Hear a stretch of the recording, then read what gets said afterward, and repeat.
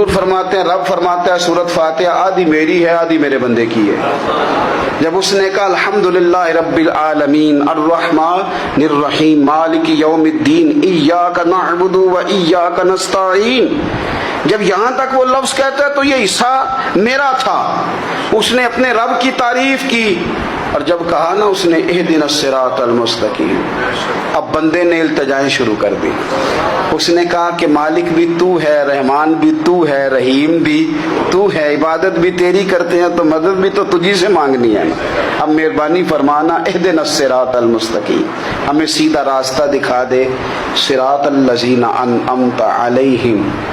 ان لوگوں کا راستہ دکھانا جن پر تو نے انعام کیا ہے،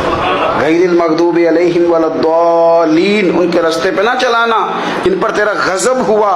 جو گمراہ ہو گئے ان کے راستے۔ تو نماز میں جب ترجمے پر آپ کا غور ہوتا ہے تو آپ کا تو دل خود بخود لگ جاتا ہے۔